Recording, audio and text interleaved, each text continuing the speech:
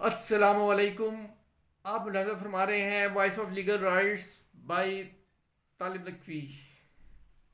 और मैं हूं आपका होस्ट तालिब नकवी एडवोकेट। ना सिर्फ खबरें तो हम जाहिर है कि आपकी देते रहते हैं, लेकिन एक अच्छी खबर जो है वो इस लिहाज से है कि बिल वास्ता या बिला वास्ता इसका पेंशन इंक्रीज से ताल्लुक़ है, और वो है ईओबीआई से जुड़ी हुई। इसके बाद पीटीसीएल के हवाले से भी हम आपको एक खबर देने जा रहे हैं। इसके बाद तो आप जो है वो देखते रहिए। बहुत मुख्तसर, बहुत 2-4 मिनट की ये वीडियो है।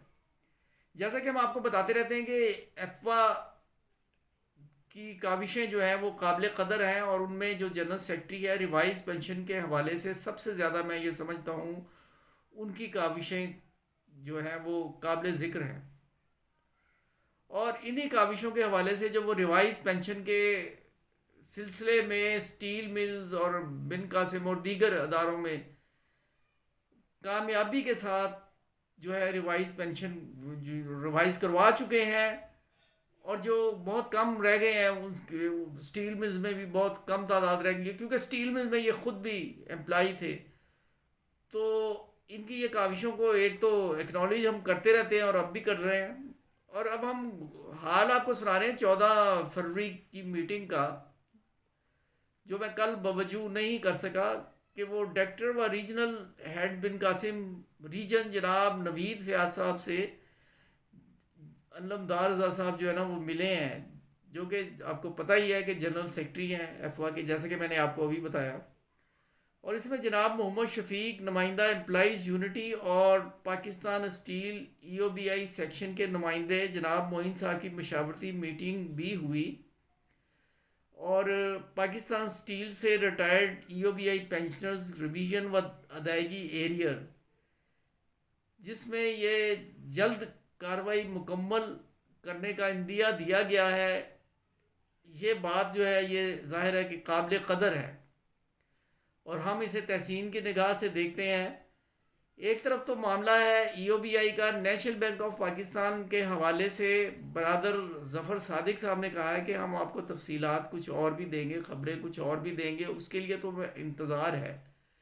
चूँकि पीटीसीएल के पेंशनर्स भी हमारे रेगुलर व्यूवर्स हैं, तो आज एक नोहा उनका पढ़ लेते हैं।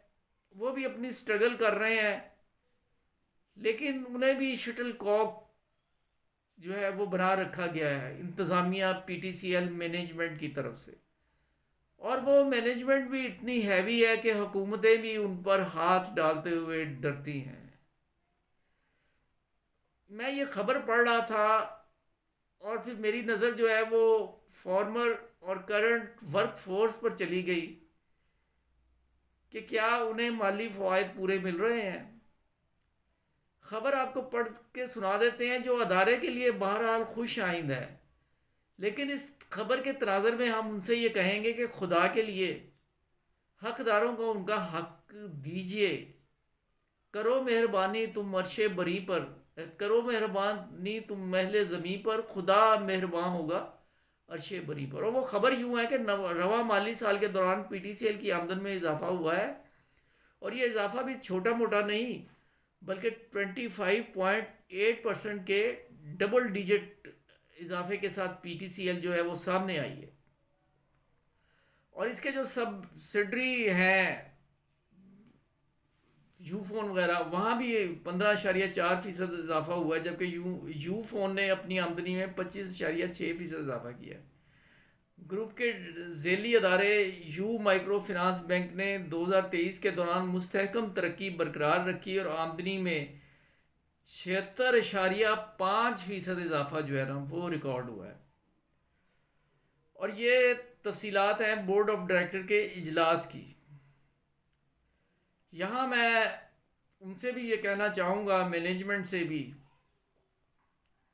एक बार फिर, कि खुदा के लिए अगर आप चाहें तो ये सब कुछ हो सकता है। और हुकूमती अदारे, ख़ास तौर पे ये जो पेंशन ट्रस्ट है या आईटी है, इन्हें भी हरकत में आना चाहिए। और हुकूमत अगर चाहे तो सब कुछ हो सकता है। देखिए आने वाले दिनों में क्या होता है। बहरहाल हमारी दुआएं साथ हैं। अगर आपने सब्सक्राइब नहीं किया तो सब्सक्राइब करके बेल आइकन को क्लिक करके और का ऑप्शन लें। Thanks for watching.